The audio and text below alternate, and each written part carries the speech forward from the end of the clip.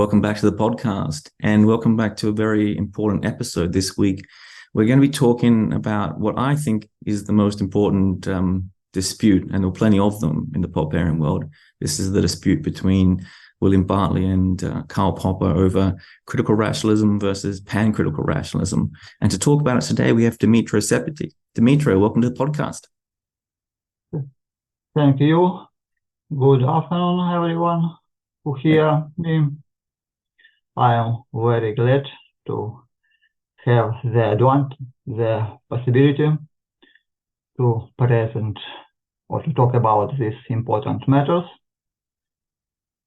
Well, my pleasure. And we are talking today about, like I said, like I just introduced it then, but you have an unpublished paper that you're going to, I'm assuming, publish soon. I've got an early look at it.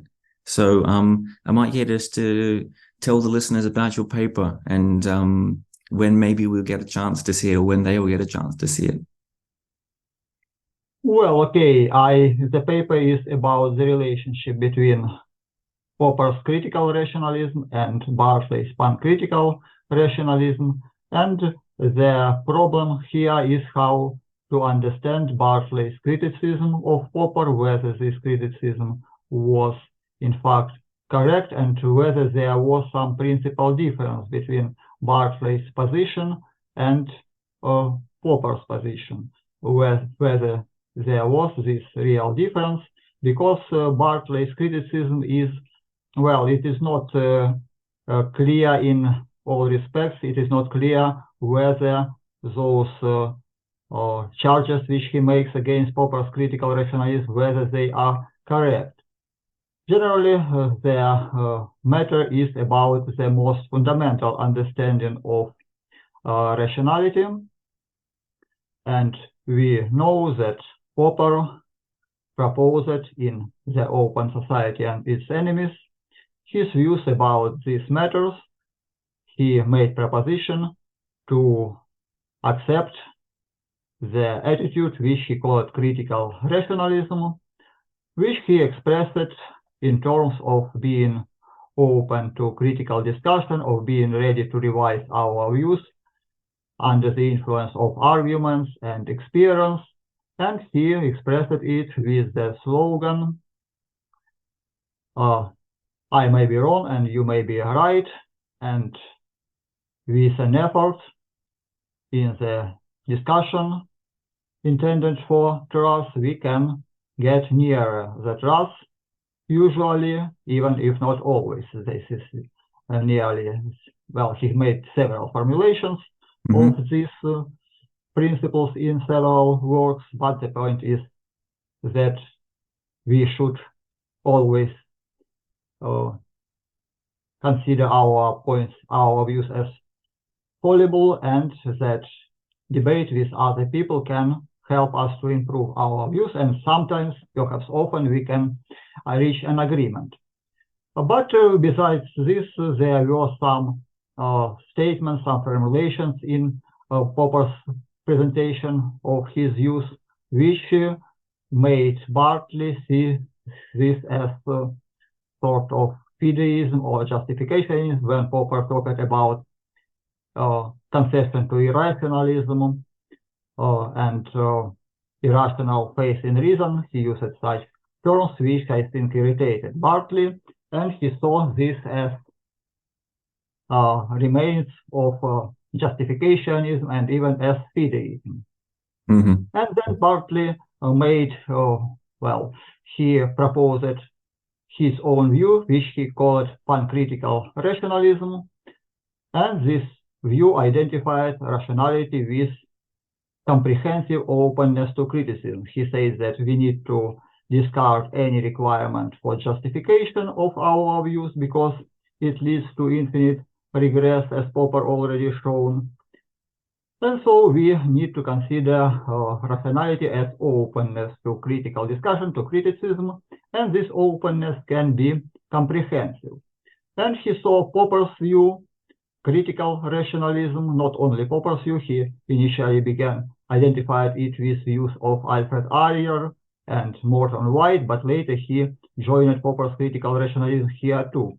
He considered this, it seems, as a view that just retained a requirement for justification, perhaps, and only made exception for the critical rationalism itself by admitting that it cannot be rationally justified, cannot be rationally grounded. But the point is that if we analyze Popper's discussion of these matters, even in open society, we can see that for the largest part, Popper identified rationality, critical rationalism, with readiness to revise our views, to consider arguments, to consider criticism, to consider experience, and in this light to revise our views. And there is really no any clear reason to say that Popper made some exception for his own views, that he made it limited, and that he didn't consider critical rationalism itself as open to critical discussion. So it seems to me that Popper's and Bartley's view were basically the same, and that Bartley misconstrued some of Popper's statements. Perhaps he took his words irrational. When Popper talked about irrational, he took it in a different sense, because for Popper, irrational seems to be associated perhaps with our, values perhaps, and perhaps emotions, but it is not something that is exempt from criticism. While for Bartley's argument, it matters that what he is against, what he tries to refute, there is the position that we should necessarily hold some views as exempt from criticism. But there is no reason to think that Popper held anything exempt from criticism, so there is, I think, no real conflict. Well, that's... And I think it is supported by some new materials which I was acquainted recently, materials which were not published when Popper in 1992 in interview with Leslie Grace discussed these matters, and he really clearly, unambiguously says here that he held even critical rationalism as open to critical discussion. He holds it tentatively, so there is no real conflict with Bartley's view here. Well, that's a good introduction. Let's wind back to the start.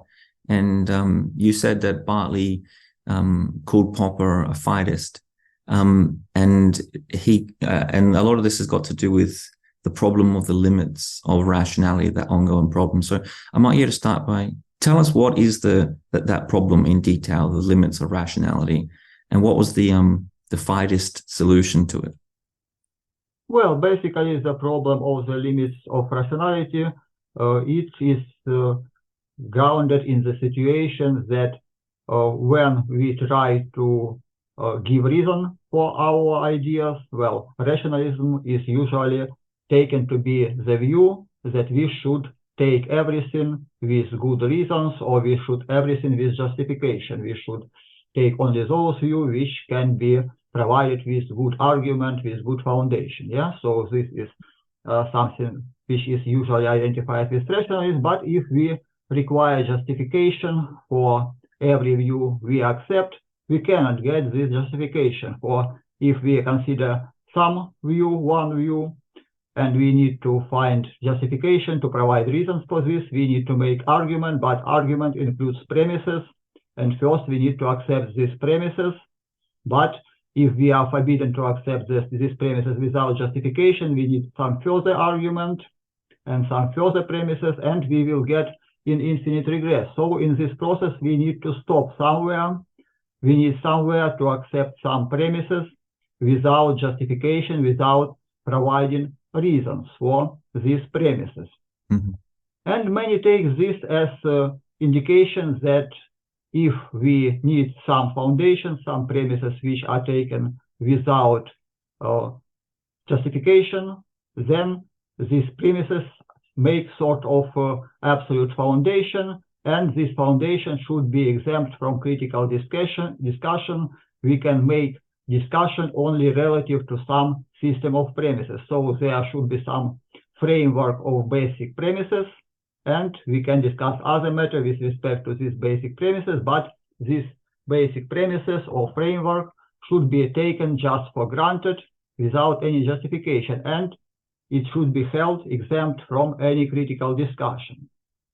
But if we have such situation really, then the choice of these foundations, of this framework, can be entirely arbitrary. Everyone can take his own any foundation, declare them as basic foundations which are exempt from criticism, and then proceed with this. But in this case, we have sort of very bad relativism when we can't really have discussion between people with different views. So this is a problem of rationality, which is of limits of rationality, that any rational discussion should have limits in such foundations which are arbitrary and which should necessarily be held exempt from criticism. And I think that the solution of Bartley, if we consider not only terms he used, but the logics of his argument, is basically that the fact that we need in arguments some premises which are accepted without justification doesn't mean that we should have these premises exempt from criticism. Perhaps for a while we take some premises without justification just because they are not problematic. For now, they seem to make sense, they seem to be correct without any further justification. But this doesn't mean that we can't later ask about these premises, whether they are correct or not, and whether it doesn't mean that someone cannot later provide some arguments against them. So we should distinguish this point that, of course, we need some premises in our discussions, which eventually some premises will not be justified, will not be provided with reasons. But this doesn't mean that they should be held dogmatically as exempt from criticism forever. This means that, well, in fact, we can take them tentatively, presently, as such that now seems non-problematic, but later they perhaps can be problematized, perhaps they can be criticized, and perhaps we will need to revise them and to change our views even about those premises which we earlier took in our arguments without justification. In this, Bartley seems to take, I'm not sure how to phrase this correctly, he seems to take the arguments of the irrationalists more seriously. He doesn't think the arguments are serious, but he thinks they need to be defeated anyway. And a good example of this is the tu quoque, I'm butchering the French there, the you two argument. And for many of the other critical rationalists around him, this was not a serious argument, the argument from hypocrisy. But Bartley says we have to address it anyway. So I might get you to tell us what that argument is, and perhaps why Bartley thought it was important for people, for rationalism, to address the argument. Well, the point is that when we have discussion, we often criticize other people for holding some views without any argument, without any justification, and without any reasons for this. And it is concerned with traditional rationalism. If we take requirements that our views, our position to be accepted, it should be justified, then from this position, rationalists criticize others, perhaps people who take some religious dogmas or some other dogmas for granted and as exempt from criticism, and they criticize these people for this dogmatic position. But if this logic, this problem of the limits of rationality, if it stands the way as we described it, as that we should anyone should hold some positions as fundamental and as exempt from criticism, then any rationalist who criticizes irrationalist or fideist or any non-rationalist for such dogmatic attitude, he is himself dogmatic in his position, and his opponent can say that you are in no better position. You yourself take dogmatically some views, some ideas about foundational principles of rationality. You take them for granted and you take them as exempt from criticism. So you are no more rational than I am. You are just as dogmatic as I am. And in this case, rationalists can't really criticize anyone who held any other position, and we got in the position of total relativism. So Bartley says that in this situation, rationalist cannot retain his integrity if he holds this justificationist approach that everything should be justified, and if he arrives at the view that foundational views cannot be justified and they cannot be criticized. So this is problem of integrity for rationalists, and this problem should be resolved in a way that rationalists could criticize others without being in the same position, without this situation that he himself is no better in this respect than his opponents. And just to be clear here, Bartley is not advocating you could go to the critical rationalist principle, something along the lines of every principle is open and everything is open to criticism. And Bartley is saying he's adding a certain addendum there, which is perhaps everything, including this principle that everything is criticizable, is open to criticism. And in doing that, Bartley doesn't expect that to be proven wrong, that original criticism, but he thinks it's an important, not so much a logical step, but a moral step, an attitudinal step to at least accept that it is open to revision.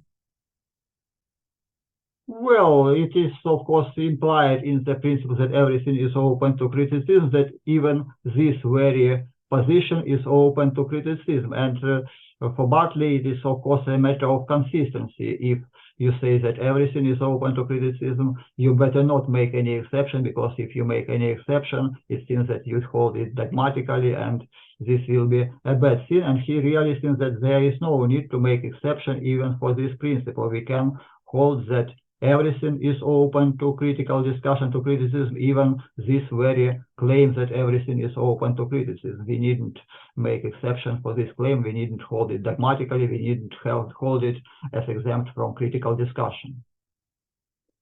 There's a point there, and it's in Bartley's book, which I've got in front of me, but it's also in your article, though, in response to that. And this is by John Watkins, and I think it's John Post. And the argument goes like this: A, all positions are open to criticism, and B, A is open to criticism. Therefore, the idea that all positions are open to criticism, that too is open to criticism. And they go on to analyze this logically, which you do in your paper itself, and they try to show that it can't be true. The logic doesn't add up here. So I might get you to take us there to their criticism of Bartley. Well, I think that this criticism really misfires, but Bartley's reply to this criticism makes it, well, I think that Bartley's reply is not in all respects successful, because I find really two replies to Bartley's replies to this criticism, and one of them I find successful, but the first one, which is successful, makes the second one redundant, and well, I don't know why Bartley provides the second reply, and I think it confuses things. The point is that really critics of Bartley make arguments that some of the position, if we start with principles that everything is open to criticism, we can show that there is some position dependent on this, which cannot be in principle successfully criticized. That we can show logically that some position cannot be successfully criticized. And because of this, we should say that something is not criticizable.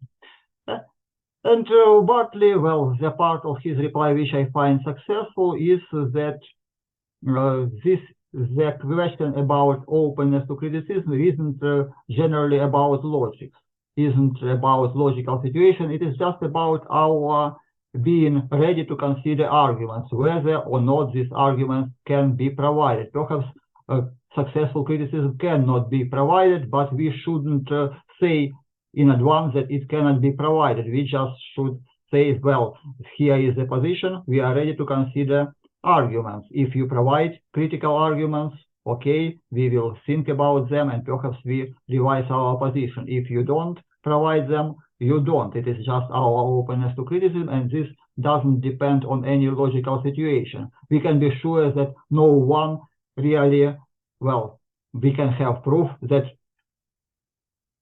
the sum of angles in triangle is 2p, 180.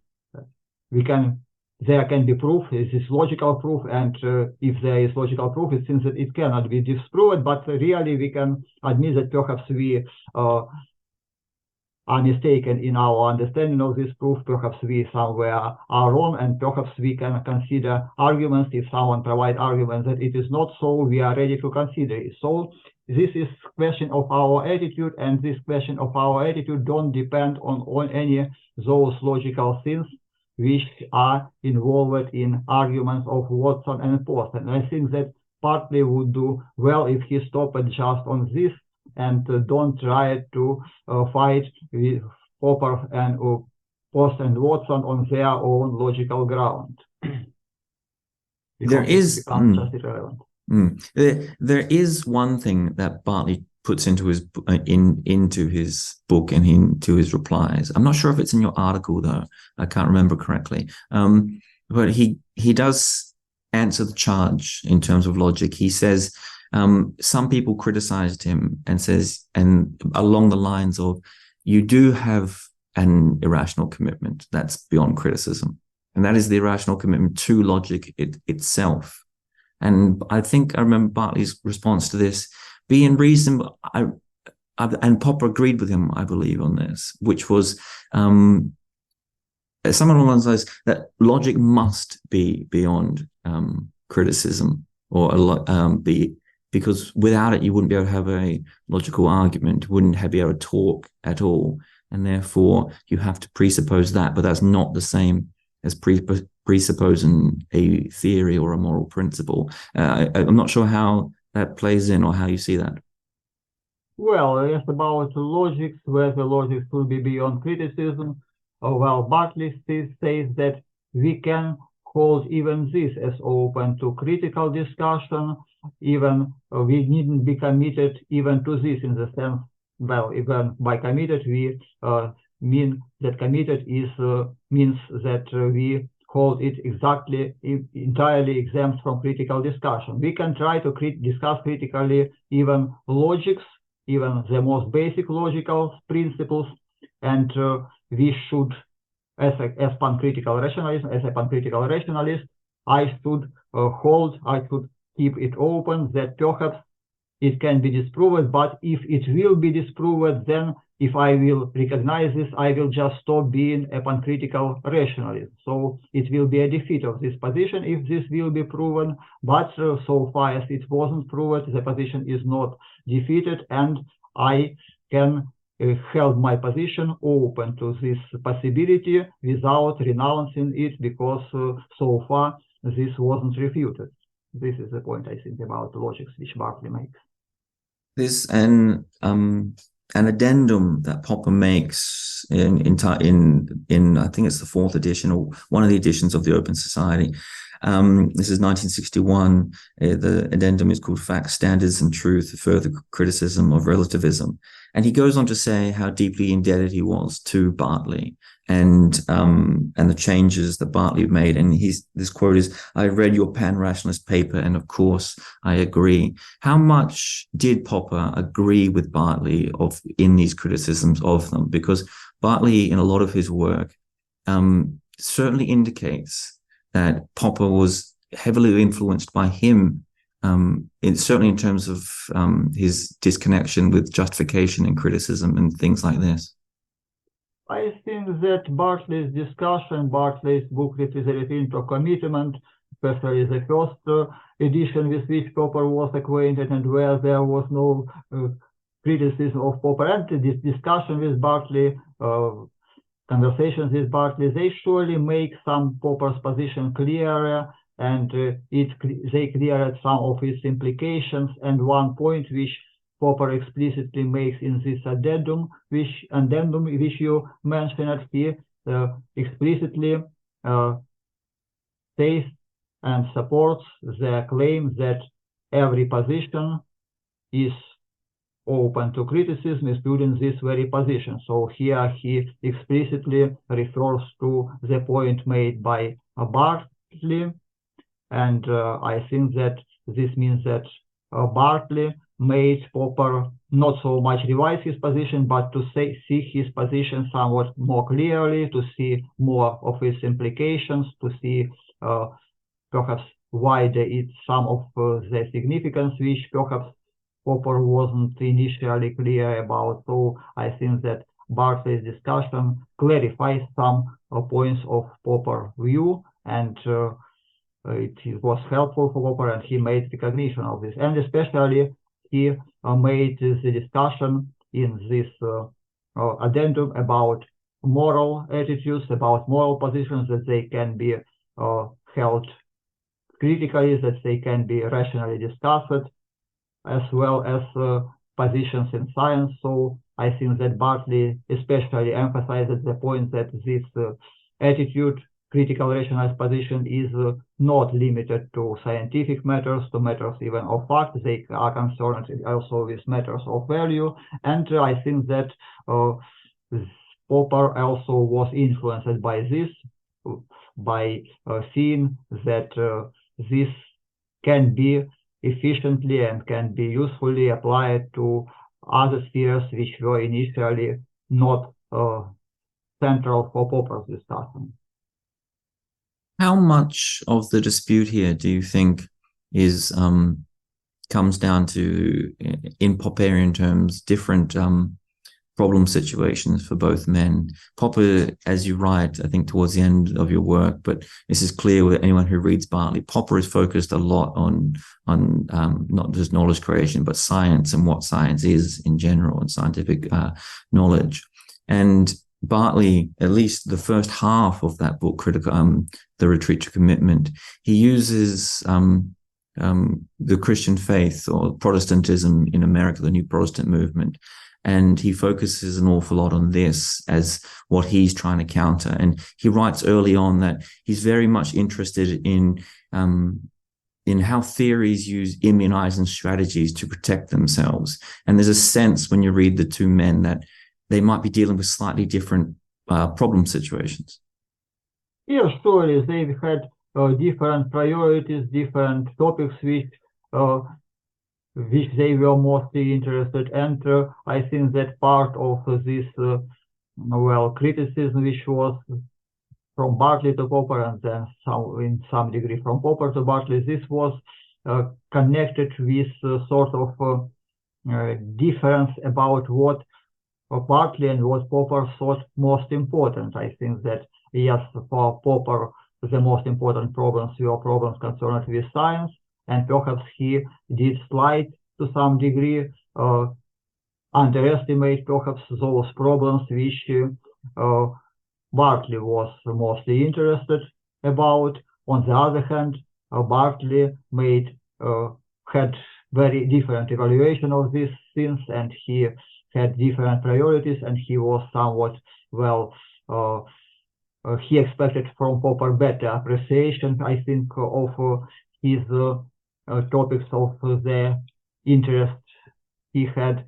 And he himself, in his turn, made some declarations which irritated Popper very much, when he said that Popper's demarcation is not important between science and non-science. So there was difference in this, since what Popper hold most important, what Bartley hold most important, and perhaps they were not always correct in the matters of appreciation of this importance, and this made some irritation and made some points of conflict in this, which needn't have to be conflict. Really, there is no essential difference, but this difference in priorities, in problems which one thinks important and other thinks unimportant. This is very hard to debate about what is important and what is unimportant, and it is very touchy problem. Incredibly touchy. There's and you do mention this. At one point, I hadn't read the quote before, but it's towards the end of your article. You put a quote in, and Popper is talking about William Bartley, and he says he was perhaps my most promising of students, and yet when this break happened, it happened at a late conference, and it was about demarcation, which we can get into later. We don't have to do that now, but this rift was so fundamental that I believe they didn't speak for almost a decade afterwards. Yes, but I am not sure that it was about some fundamental disagreement. I think this was really a matter of emotions. This was really emotionally very touchy thing, but I think that Bartley should have been somewhat more not make such radical claims that it is unimportant to.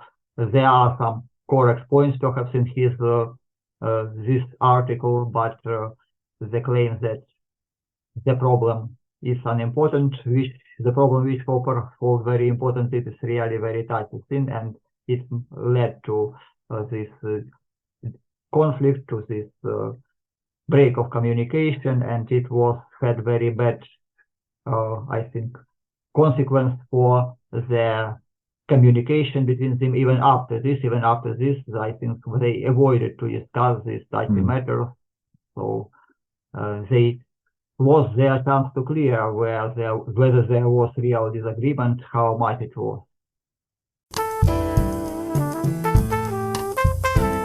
I hope you're enjoying the podcast so far, and I apologize for this brief interruption, but I will take this moment to briefly send out a plug for the podcast itself. The Popperian Podcast is something that I've been planning for quite a while, and it's something that I want to keep running month to month. But to do so, it's going to need your help. If you're willing or able or interested, please go to the links below the podcast and support us however you can. It will be your help as listeners that keeps the podcast going and keeps the content coming out, and I thank you in advance. And with that said, we will now return to the second half of the interview. Thanks for listening.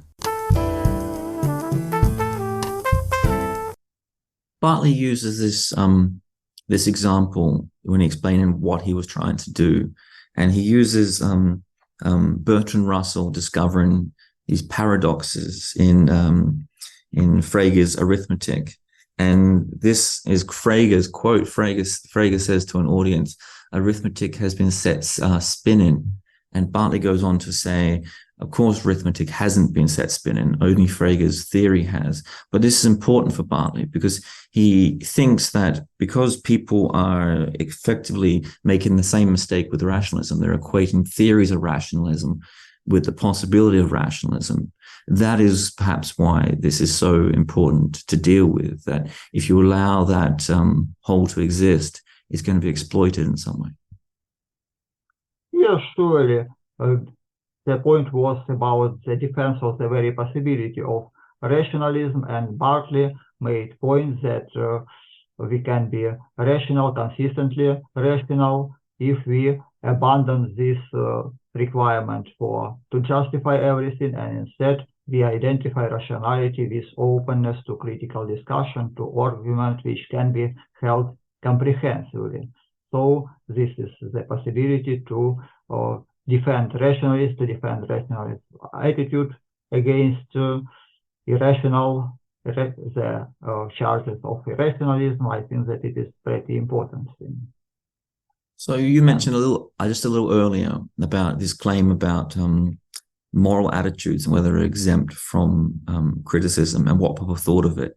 And this is an important part of your article, so I might get to open this up in more detail here. He seems to, Popper's language again doesn't seem that precise in this, and you disagree at least with the language of Popper, and you go on to say you can't imagine what Popper, why he would write it in this way, because it seems out of line with the rest of his philosophy. So are moral attitudes open to criticism and review in the same way? Well, there are, of course, some difference in how we discuss moral attitudes and how we discuss some other things, but I think that eventually Popper agreed that we can discuss moral attitudes and we should discuss moral attitudes, and he discussed critical rationalism as a moral attitude. He provided some reasons why he thinks that it is a good moral attitude in open society and its enemies. And in those new materials, which I said, Leslie interview and letters to Leslie Grave, Popper again explicitly says that he holds his moral attitude, critical rationalism, as tentatively as open to discussion. So I think that this shows that, of course, there can be some specific points about how moral matters should be discussed, and Popper says that you shouldn't be abstract in discussing these matters, or shouldn't be too abstract. Well, we need perhaps to develop what he means by this, but anyway, I think that he holds that moral matters are open to critical discussion just as well as any other points. Again, in the addendum which you mentioned, he again makes these points in pretty much details and pretty clearly. So I don't think that here is some principal difference. Also, well, perhaps in some sense, Popper thinks that the discussion of these matters involves more of irrational matters because it involves more of passions, more of emotions, and if we identify irrationality with passions, with emotions, then in this respect, perhaps yes, they involve more of our passions, our emotions. So in this respect, there can be more of this irrational moment, but this doesn't prevent us from the possibility to discuss these attitudes and to hold them open to criticism. So there is no principal conflict with Bartley's position that we can hold anything open to criticism. Popper really admits this with respect to moral attitudes as well as to anything else. What was I want to get into what Popper's attitude was towards Bartley's criticism a little more here, because other than saying that he agreed with Bartley, and other than saying that Bartley's criticism was important for him to change a few things, at different times Popper says different things, which seems a little hard to get our head around. So, and you've written them down in your article here. So at one point he says, according to Bill, that's William Bartley, according to Bill's terminology, I was always what he called a pancritical rationalist, or a pancritical.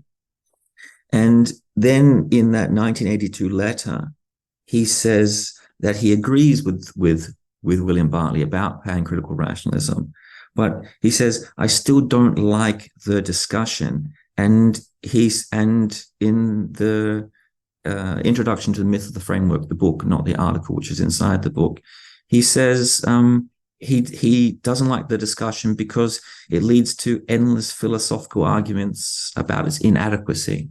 So I might get to open up perhaps how Popper saw this, and just what he meant by how that last point about how it produces these inadequacies, if in fact the two positions are so similar. Well, I think that there are different aspects to this question. First aspect, that Popper didn't agree with Bartley's criticism of critical rationalism, of the position Popper described in Open Society. Also, he agreed to change some formulations, but they were slight changes. Really, that perhaps he considered as some improvement to make his position clearer, but he considered it as a matter of clarification, not as a matter of some principal fault of his position. So when Bartley criticized this as a justificationist or fideist, Popper clearly disagreed with it, but he really wasn't, I think it seems from his letters in 1992 that he wasn't even aware of this public Bartley's criticism until 1992. He says that he didn't read the second edition of the Retreat of Commitment to Commitment, where this criticism appears. He didn't read it until 1992. So perhaps he wasn't quite aware of this criticism, but he clearly, when he became aware of it, he clearly disagreed with Bartley's estimation of his position as fideistic. He says that there is no really fideism. Bartley is wrong about in this criticism, and he wasn't well enthusiastic. Didn't like that Bartley wanted to replace even the name critical rationalism with pancritical rationalism. I think Popper was quite happy with the name critical rationalism and thought that Bartley's position isn't some principal improvement upon his position. At best, it is clarification of his position, so there is no need to replace critical rationalism with pancritical rationalism as Bartley aspired.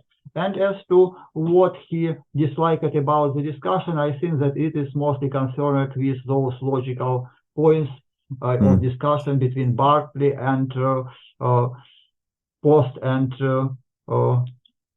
Watson, because this logical discussion about whether there is a paradox involved in the claim that everything is open to criticism and how this paradox can be resolved and whether it can be resolved satisfactorily or not, this discussion really became very abstract, and to make the fate of critical or uncritical rationalists dependent on the outcome of this debate, it would be a very unwise thing. I think that it can be avoided. It was avoided.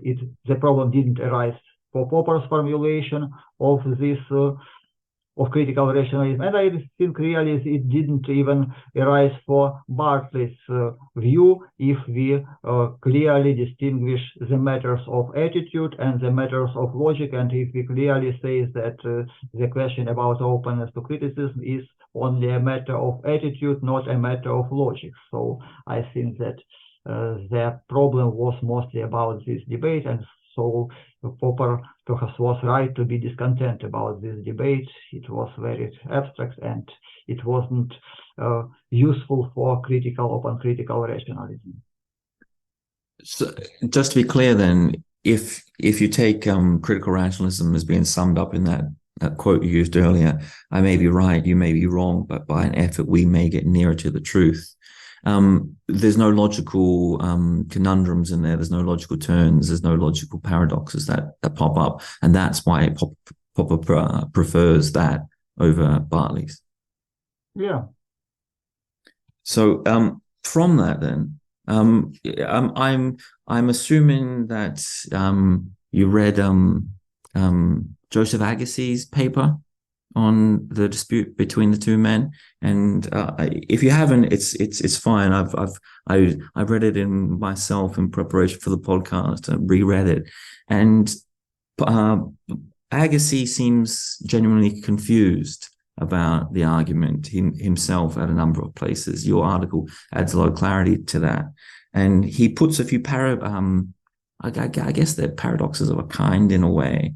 And he says something, this is a quote from Agassi. He says, should a critical rationalist be open-minded about being open-minded?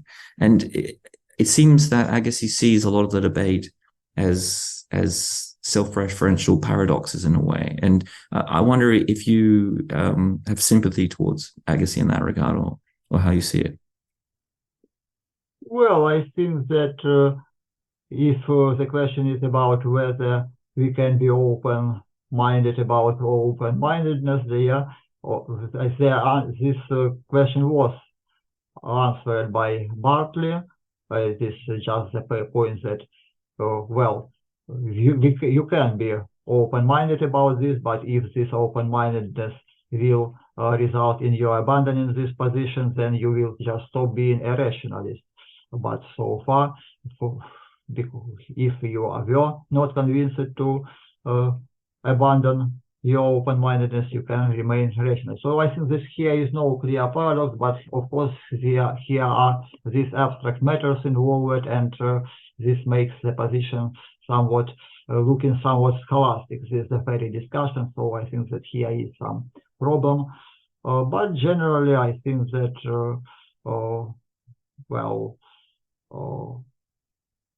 here is no some principal problem for pancritical rationalism in this point matters. How much of the dispute, you've touched on this a little bit, I understand, but how much of the dispute was the matters of the two men? I mean, you've explained in a lot of detail here that a lot of the dispute in your eyes is misunderstandings and loose language and people speaking past each other.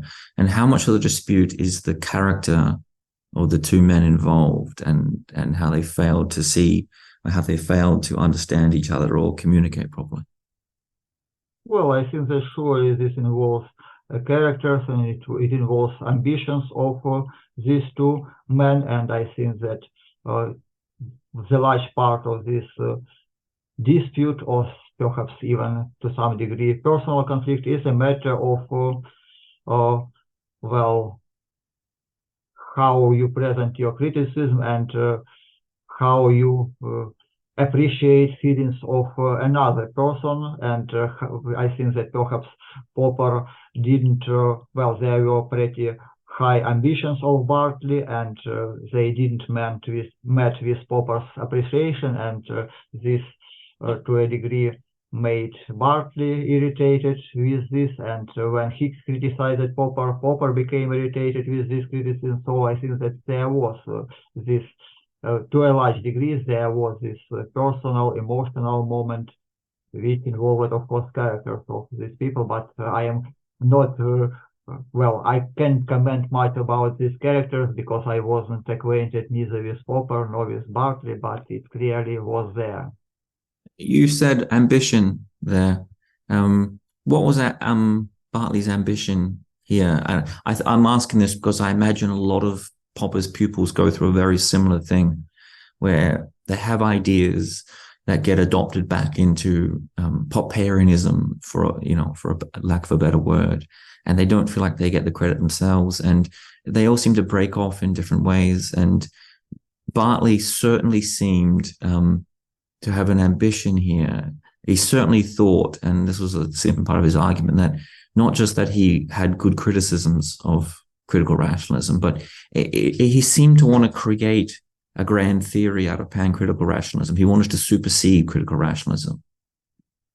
Yeah, I think that he thought that his discovery of this solution to the problem of the limits of rationality, it opens the entirely new vista, entirely new perspective on rationalism, and he thought that his distinction between justificational and non-justificational criticism, this all together makes for an entirely new conception of rationality, and he saw this as fundamental revolution in the very conception of rationality, and this involves many other things because it is very fundamental. So he thought that his ideas, they lead to sort of very important revolution in understanding of this thing, while Popper considers this more skeptically. He didn't see this as a so very great discovery, and he didn't see this as very much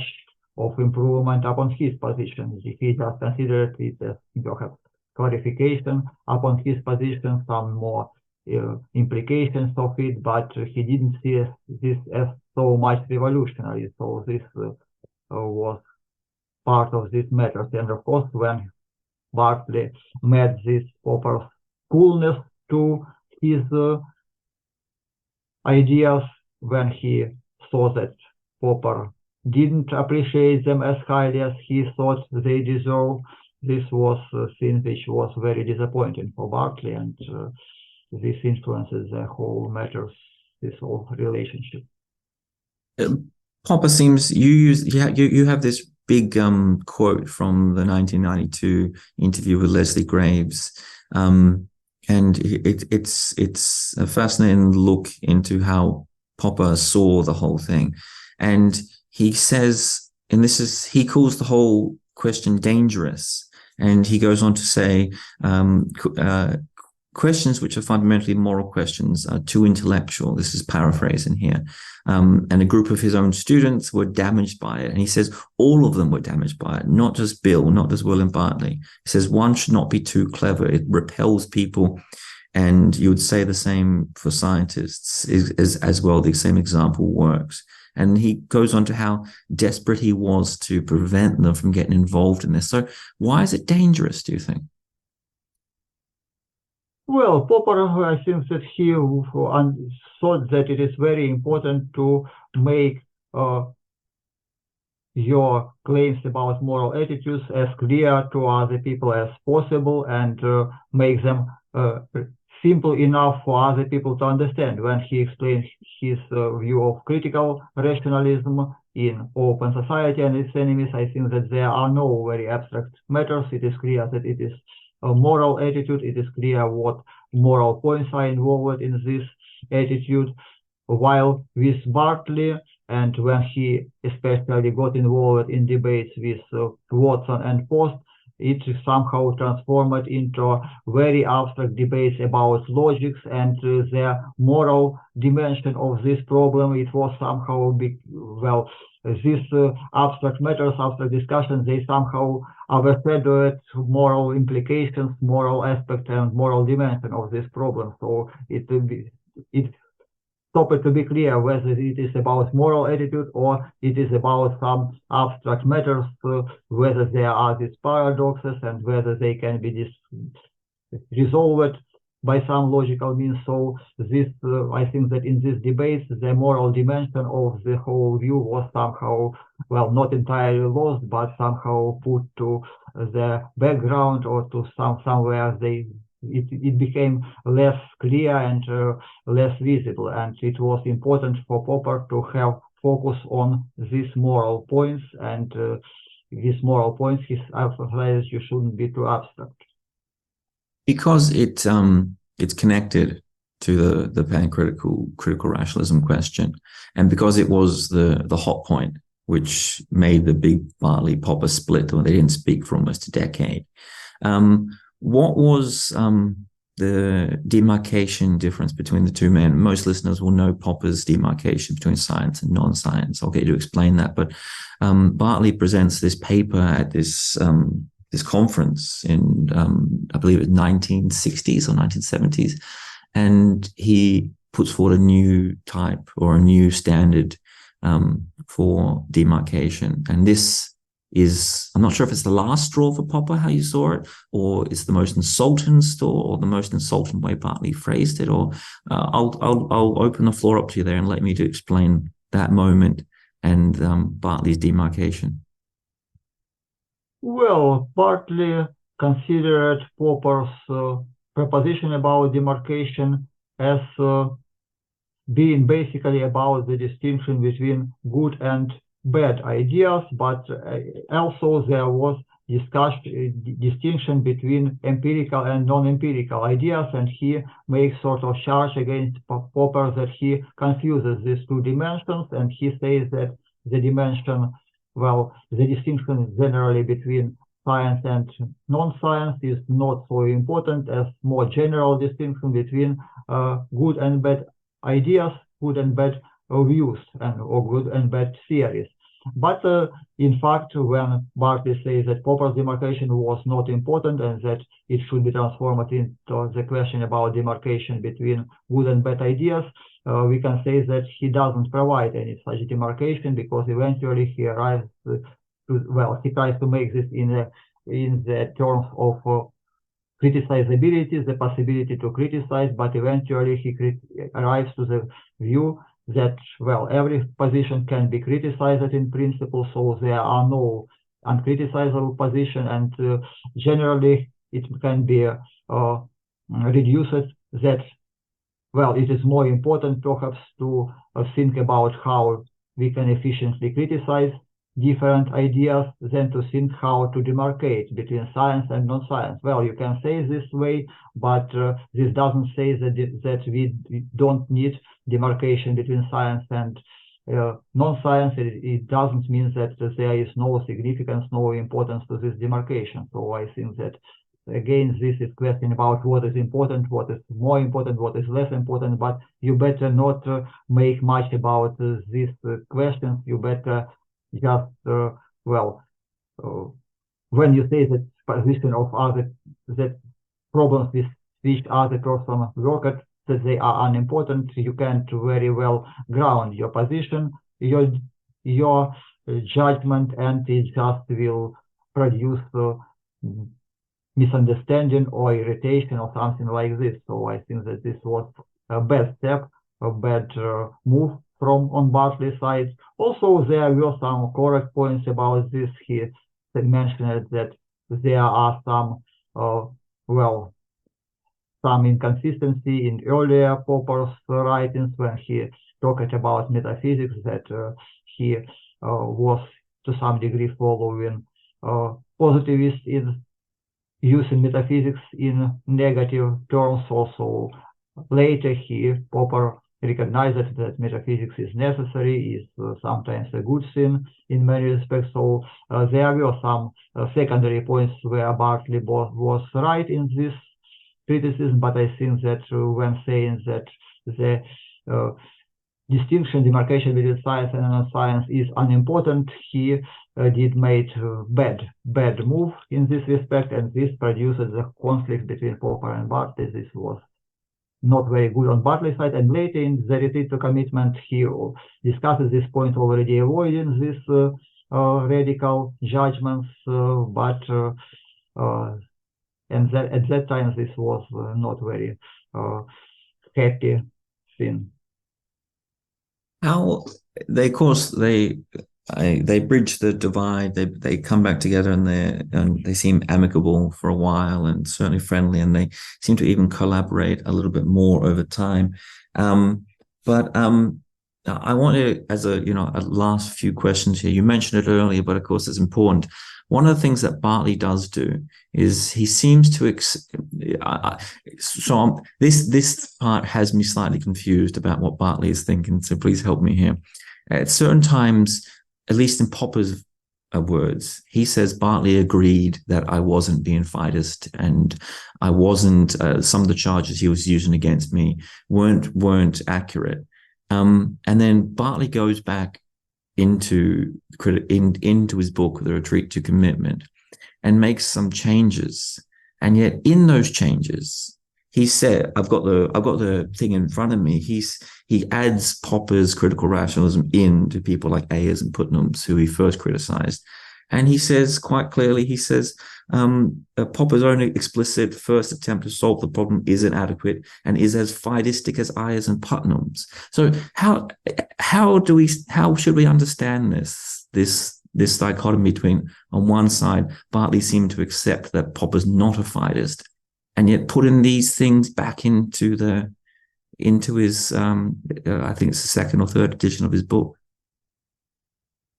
Well, I am not sure why Bartley did this and why he put it in this book in that time and without even consulting with Popper about this, discussing this. Well, there are some explanation, and I make some explanation. It is that Bartley was afraid that this will raise this conflict, but I think that it is not a very good step again.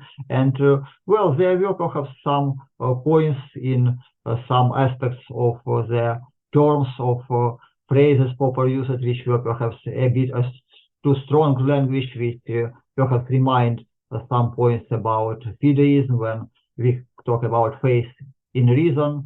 Well, faith in reason, naturally it can be took it as something like religious faith, and if you put some strong emotional aspects in this, well, this can be considered as somewhat similar to this, but again, we need to be clear about what was really Bartley's point, which point he succeeded to make clear. It is that we can hold everything open to critical discussion, and we need to directly ask whether there is some negation of this in Popper, where there is something that contradicts to this position in Popper's discussion, and I think there is no such thing. So I think that Bartley wasn't right in this criticism. Also, there were some strong phrases, strong ways of articulation with Popper, which somewhat reminded perhaps religious language, or somewhat to some degree reminded even fideism. So this, I think that this linguistic aspect was to some degree misleading for Bartley. I think that this is to some degree explanation. So this is not full explanation, and I don't have full explanation of this matter. As I suppose we're coming to the end here, so a last question or so. How do you see the argument having played out in time? Bartley died very young, and I think that maybe have contributed to people not being so aware of his philosophy. But in some ways, the two men continued to disagree throughout their life, and there's some sense that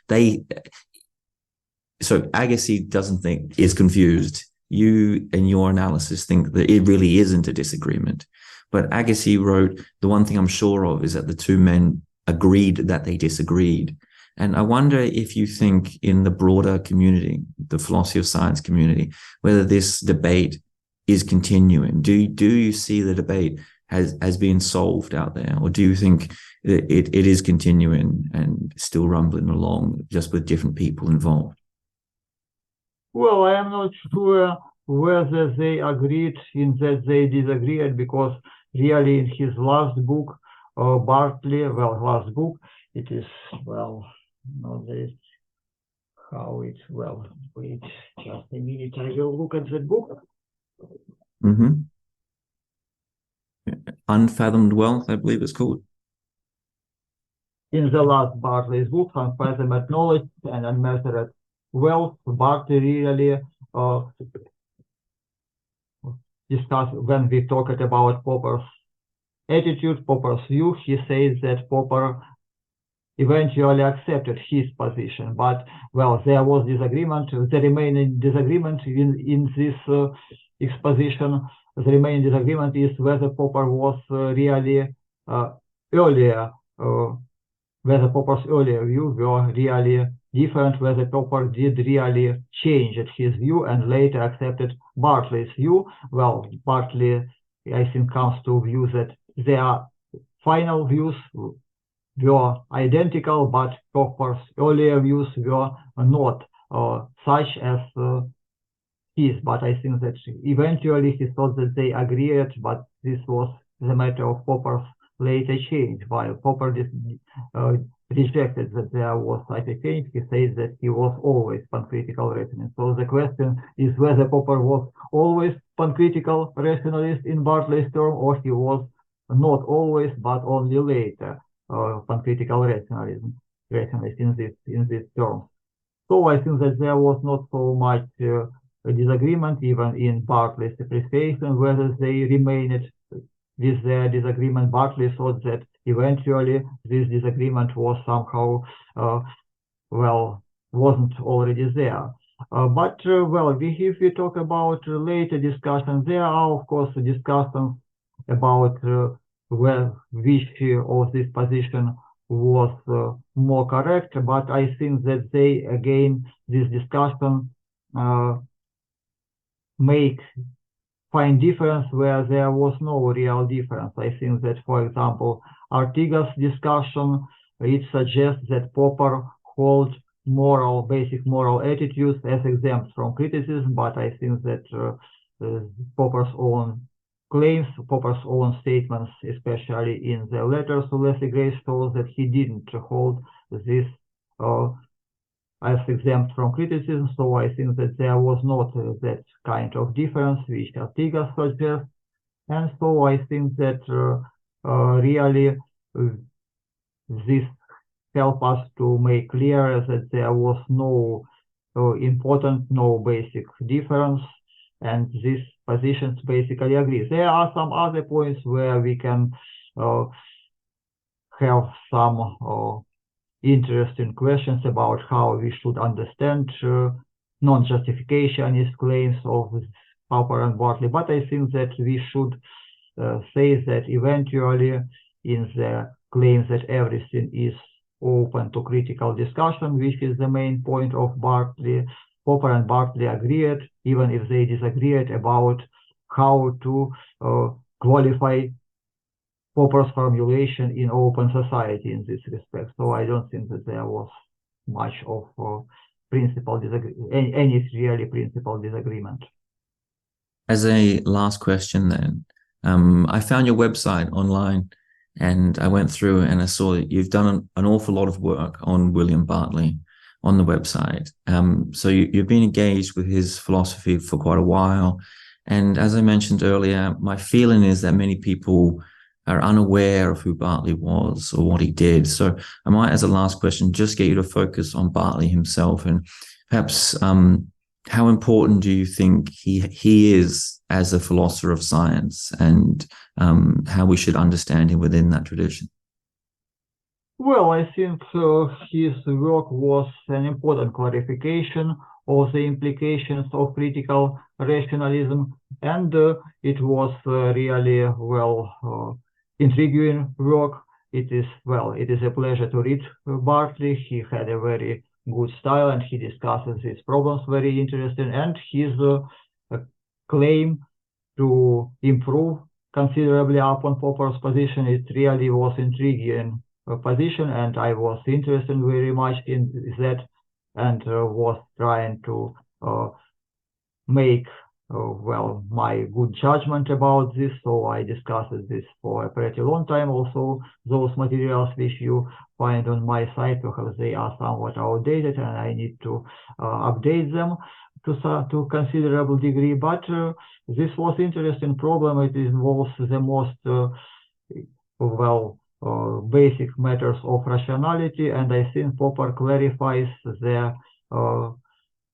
to a considerable degree, he clarifies the position, the importance, the significance of critical rationalism, how it helps to solve important problems, to change our prospect about rationality. So I think it is pretty important work.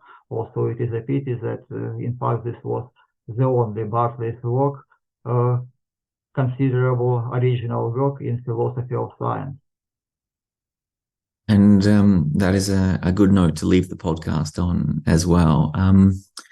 I will link Dmytro's website below. Of course, I can't link his paper yet because it's unpublished, but I do encourage listeners to keep their eyes and ears out for it, for whenever it does come out in the future. I've seen an early draft and it's incredibly interesting and well researched, and I can't recommend it enough. Dmytro Sepetyi, thank you so much for your time. It's been an absolute pleasure. Thank you very much, Jed.